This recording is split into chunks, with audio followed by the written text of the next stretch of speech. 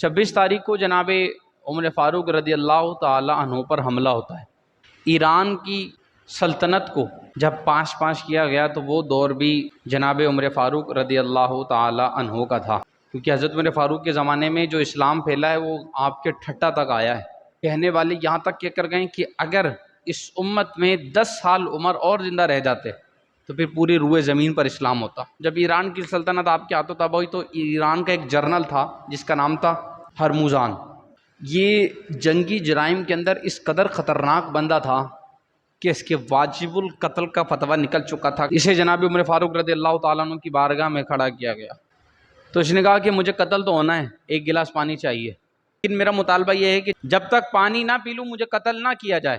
حضرت عمر فاروق رضی اللہ تعالیٰ عنہ نے اجازت نامہ جاری کر دیا، فرمایا جب تک یہ پانی نہ پی لے اسے قتل نہ کیا جائے۔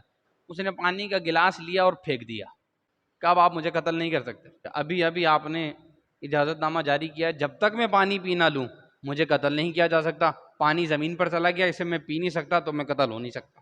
بچ گیا اور واپس اپنے ملک کی طرف گیا۔ وہاں جا کر اس نے ایک بندہ تیار کیا جسے ابو لؤلؤ فیروز کہا جاتا ہے۔ یہ مغیرہ بن شعبہ کا غلام تھا اور کافی سارے فن میں ماہر تھا۔ جناب عمر فاروق کی بارگاہ میں اس نے شکایت کی کہ دیکھیں میرا جو آقا ہے وہ مجھ سے ٹیکس زیادہ لیتا ہے۔ کتنا لیتے ہیں جناب؟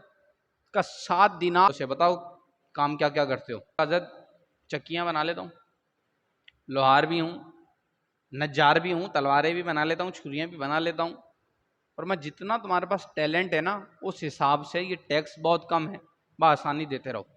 کچھ ٹائم کے بعد جناب عمر فاروق رضی اللہ تعالیٰ عنہ نے مغیرہ بن شعبہ کے پاس خط بھیجا کہ اس بندے کو مدینہ شریف بھیجا جائے، بندہ بہت زیادہ ٹیلنٹڈ ہے، یہاں آ کر صحابہ کرام علیہم رضوان کو یہ بندہ ہنر سکھائے گا تو اسلام کو تقویت نصیب ہوگی، لوگ ٹیلنٹڈ ہوں گے، ان کے پاس ہنر ہوگا تو وہ اپنے روزگار اور اپنی جناب ذریعہ معاش کے لیے کچھ نہ کچھ کام کر سکیں گے، لہٰذا اسے مدینے بھیجا جائے تو یہ آ کر صحابہ کو اپنے ہنر سے کچھ نہ کچھ سکھائے۔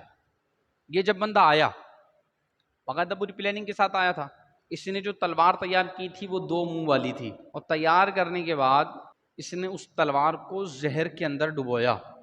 تلوار کے وار سے بچ گئے تو زہر سے تو انہوں نے ویسے ہی نہیں بچنا، بڑی پری پلاننگ کے ساتھ آیا تھا بندہ۔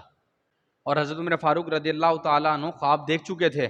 فرمایا میں دیکھ رہا ہوں کہ ایک مرغا میرے سینے پہ ٹھونگے مار رہا ہے، فرمایا یہ اشارہ دیا جا رہا ہے کہ اب عمر کا وقت پورا ہو چکا ہے، عمر اپنے رب سے ملنے والا ہے۔ جیسے ہی مسلح پر کھڑے ہوتے ہیں تو اس کی طرف سے حملہ ہوتا ہے، اور حملہ بھی اس قدر خطرناک تھا کہ پیٹ کا جتنا سامان تھا وہ سارا باہر آ چکا تھا۔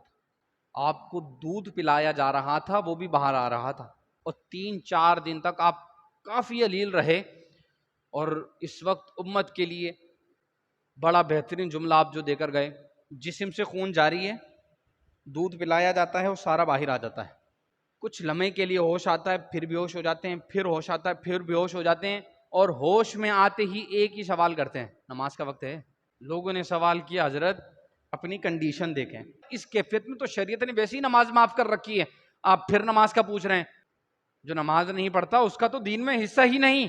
آپ پر تقریباً 6 بار کیا ابو لؤلؤ نے، اس کا مزار بنا رکھا ہے زمانے والوں نے، حضرت ابو فیروز کہا جاتا ہے، بڑی اس کے نام کے چرچے ہوتے ہیں، اس کی تعظیم کی جاتی ہے، الامان والحفیظ۔ جس وقت اس بندے نے حضرت عمر فاروق پر حملہ کیا، وہ حملہ کر کر جیسے ہی پیچھے ہٹنے لگا تو صحابہ کرام علیہم رضوان نے اسے پکڑنے کی کوشش کی، تقریباً 6 صحابہ کو اس نے وہاں شہید کیا۔ بالآخر ایک صحابی نے اس پر چادر ڈالی، اسی کیفیت میں اس نے اپنی گردن پر تلوار چلائی، وہیں مر گیا، تاکہ حضرت عمر فاروق کی شہادت کا راز ہی رہ جائے۔